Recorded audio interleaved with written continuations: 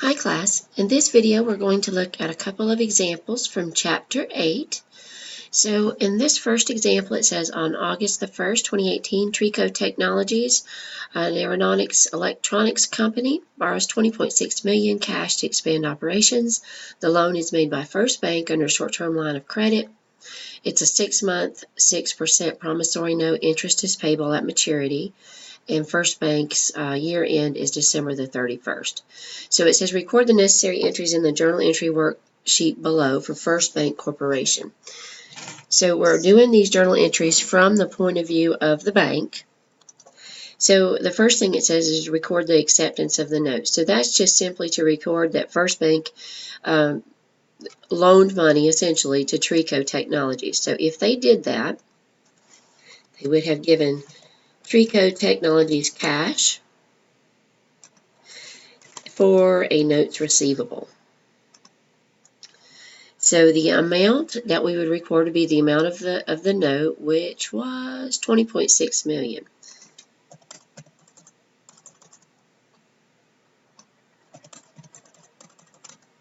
All right, so that's all you're going to do for the first entry. We now have an asset of notes receivable. We gave them cash, which they will pay back later. The adjustment for interest. So it says we issued the note on August the 1st. We are doing the adjustment for interest at the end of First Bank's fiscal year, which is December 31st. But this is a 6-month note, so we issued it on August the 1st, so September, October, November, December, January, February. So on February the 1st, the note will be due. But February the 1st is past the end of this fiscal year, so we need to make an adjustment at the end of this fiscal year for the interest that's earned up to the point of December 31st. So on December the 31st, we have the interest for August, September, October, November, and December. So we have 5 months of interest that we have actually earned. We just haven't gotten the money yet. But when we've earned that interest, where we want to record it, so we're going to record interest revenue. And since we haven't been paid that interest yet, we have a receivable for that. So we're recording that it's owed to us but not yet paid. So then we need to calculate the amount of the interest that we have earned for 5 months of that note outstanding. So to do that, we're going to take the principal, which is $20,600,000. We're going to multiply that by the rate, which is 6%. And then we're going to multiply that by the period of time, which the time would be 5 months out of 12 months, or times 5/12. So if I did my math right, that should be $515,000.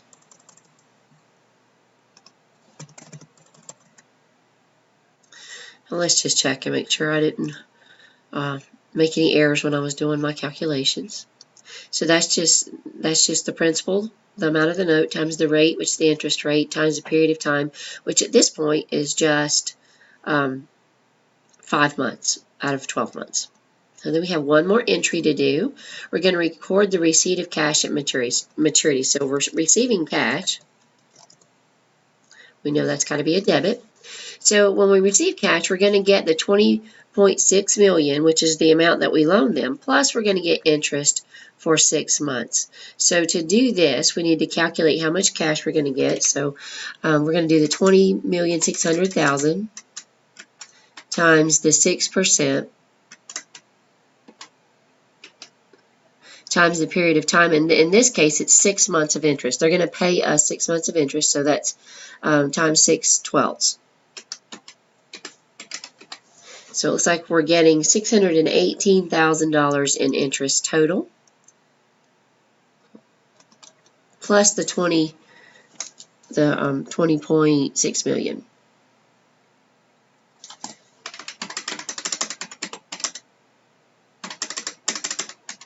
So that looks like we're getting $21,218,000. All right. So the other two things that we have to do, so that's our payment, that's what they're paying us, the full amount of the interest plus the full amount of the principal. Over here, we have a notes receivable, that's a debit. So when they pay that notes receivable, we need to take that amount off of the books. So that note receivable gets credited for $20,600,000.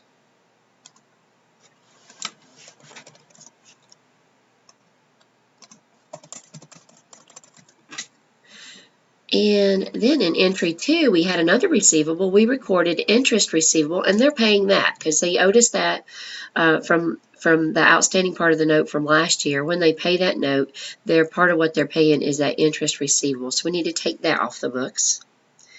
So we're going to credit it, get it off the books.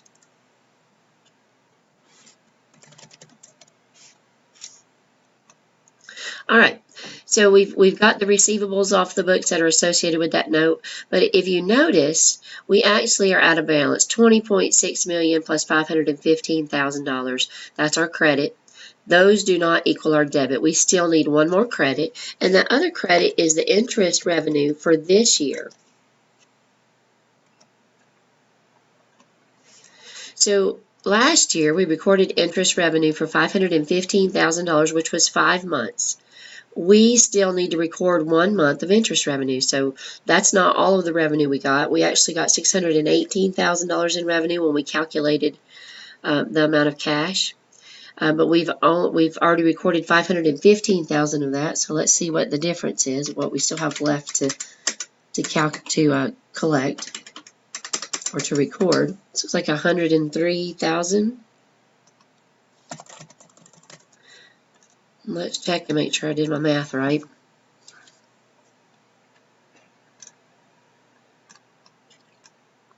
So these are the 3 entries that you should have when you finish your work. So first entry, we're recording that we have a note that we are owed, or so we have a note receivable, we gave cash, pretty straightforward. Second entry is that you're recording the revenue up to that point in the life of the note. So we've had 5 months of that note outstanding in the 2018 fiscal year, so we're going to record 5 months of interest, so it's just the principal times the rate times the period of time, 5/12. And then in the last entry, that's where it gets a little bit complex. I like to start with what I know. So I know that when Trico pays us for that note, they're going to pay the full amount of the note plus 6 months of interest. So this is just the amount of the note plus 6 months of interest at 6%. We're going to take the receivables off the books because they're no longer receivables. Trico has paid us for those, so we're going to take those off at what they were in there for. So the notes receivable was on the books here, so we took it off for the same amount. Interest receivable was on the books here, so we're going to take it off for the same amount. And then the difference, the amount, you could do this as a plug. In other words, figure out what you need as a credit to make your debits and credits balance, which is essentially what I did. I needed $103,000 to bring my debits in balance with my credits, or you could recalculate the interest revenue for that 1 month, which would be the principal of $20.6 million times the 6% rate times 1 month divided by 12 months, or times 1/12. So that's how that one works. Let's look at one more. Let's look at a payroll one. All right. So this one says, during January, Luxury Cruise Lines incurs employee salaries of $1.2 million. Withholdings are $91,800 for FICA, $180,000 for federal income tax, $75,000 for state income tax, $12,000 for employee portion of health insurance. So they're paying the Blue Cross Blue Shield. The company incurs an additional $74,400 for federal and state unemployment taxes, and $36,000 for the employer portion of the health insurance. All right, so we got 3 entries to do. It says record this employee salary expense, withholdings, and salaries payable. All right, so our salaries expense is the amount for the company. The expense for salaries is the gross amount of the employee payroll, and that gross amount is $1.2 million. And then it says record the withholding. So we've got FICA, federal income tax, state income tax, and health insurance. So we've got 4 withholdings.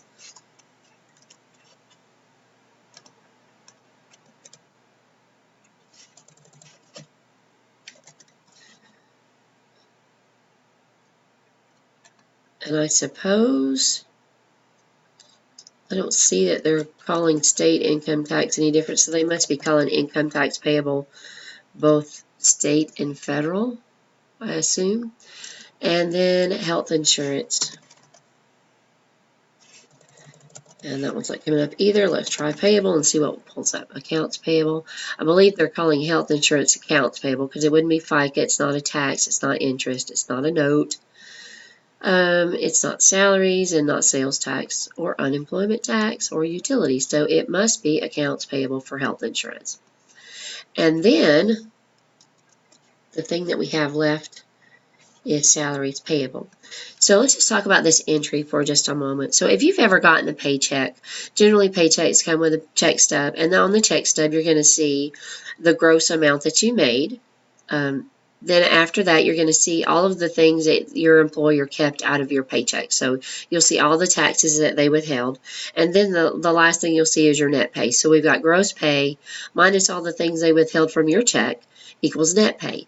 This journal entry looks a lot like your paycheck stub in sequence. So here's the gross pay. We're going to subtract out all of the things that the employer withheld, and that's going to equal our net pay, which is the amount that the employer is going to write the paycheck to the employee for this amount.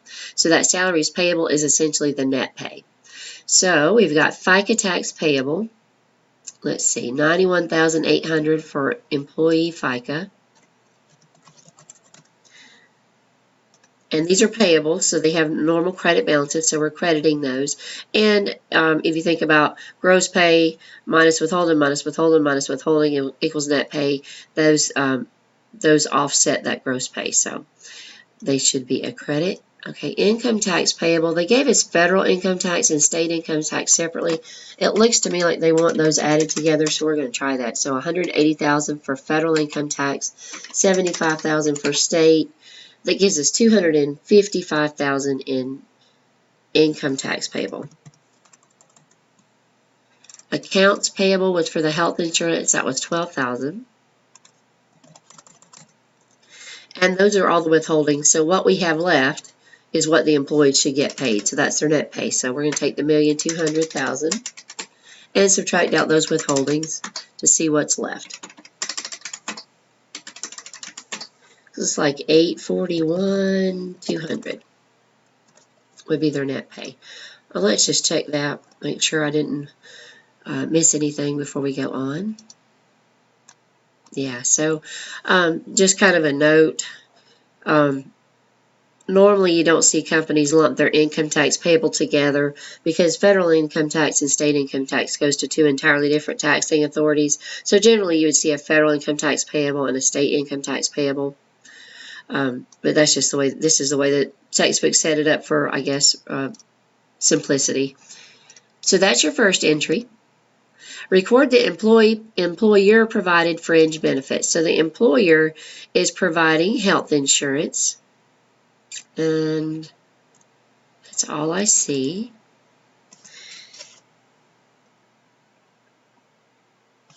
So let's see what kind of expense they're calling that.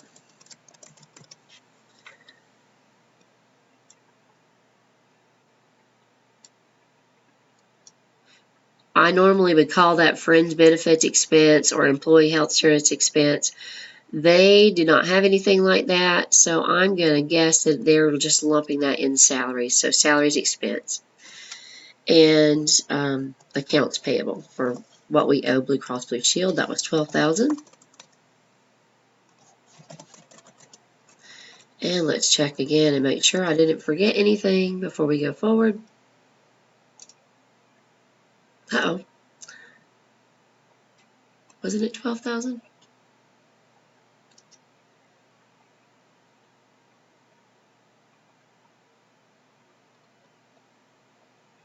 Oh, 36,000 for employer portion. That's why. Sorry, it helps if you read the question. 36,000.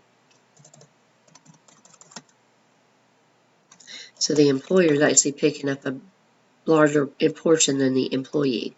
Let's try that. Yeah, so there's your second entry for the health insurance, and then we've got one more. It says record the employer payroll taxes. So we've got quite a few taxes mentioned up here. We've got FICA, federal income tax, state income tax. Health insurance is not a tax. We don't have to worry about that. Federal and state unemployment tax. And then the last thing is health insurance, which we've already recorded that. All right, so of these taxes that are mentioned, they are not all paid for by the employer. It specifically says that federal and state unemployment taxes are paid by the company, so we need to record those. Unemployment taxes are funded by the company, so let's go ahead and do those.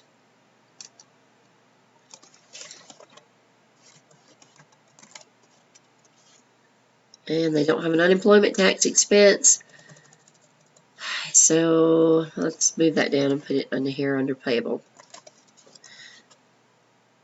Unemployment tax payable. We need an expense up here. And again, yeah, sometimes you just kind of have to guess as to what they are calling those expenses. So we're going to call that payroll tax expense. So that gets our unemployment tax. The other tax that the employer pays is FICA. Now, FICA tax is matched by the employee and the employer. And most of the time, it's a dollar for dollar match. There have been times in history when one of the portions was a lower percentage, but right now, and generally, it's matched. And since they don't tell us any different, we're going to assume it's a dollar for dollar match. So that FICA, the employee paid $180,000. So if it's a dollar for dollar match, then the employer is also going to pay $180,000 in tax.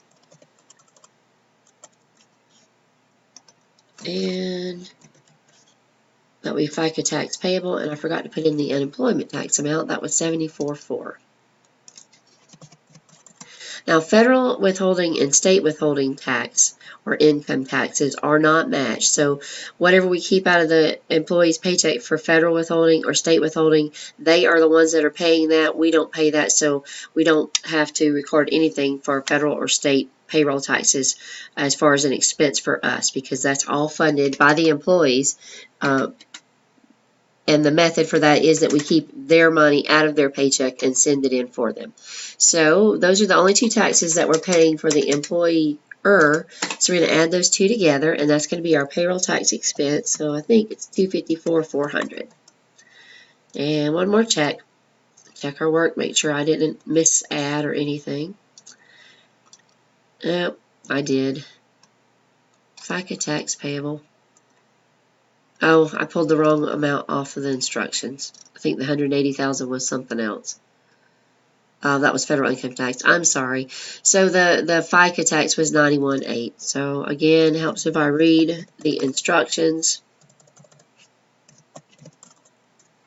I always like it when they put these amounts in a chart because it's just so much easier to see rather than trying to pick them out of a narrative. So let's try this. I re-added that to make our debits equal our credits. Let's check one more time. And it says answer is complete and correct. So let's get a little bit bigger. So these are the entries that you would do for your payroll. This records your payroll tax, or I'm sorry, your payroll expense, and your payroll expense to the company is essentially gross pay. So the only expense here that we see is the gross pay. All of this is just money we're keeping from the employee's money. So it's their paycheck. We're just withholding amounts from their money, and we're going to pay those amounts into the appropriate authority, depending on what kind of tax it is or what kind of benefit it is. And then salaries payable is the net amount of their checks. This is what we would actually send them to as far as net pay. That would be what we would write the paycheck for. Salaries expense, that is what we're paying for fringe benefits. And again, I would not call health insurance and accounts payable. They're just doing that. They're just lumping it in there. But I would call it employee health insurance payable or something like that. And then here's our payroll tax expense. Our payroll taxes, the expenses that are associated with payroll taxes that we pay, those are the only payroll tax expenses that we have. So this is the stuff that the employer is paying. Employers pay FICA tax, they pay unemployment tax, but they do not pay income tax for payroll. Now, they pay income tax on their earnings, but that's a whole different thing. So they do not pay withholding tax on the payroll as far as an expense for them. So this is what your entries would look like for those payroll entries. Hopefully these examples helped you. As always, if you need assistance, feel free to contact us for help.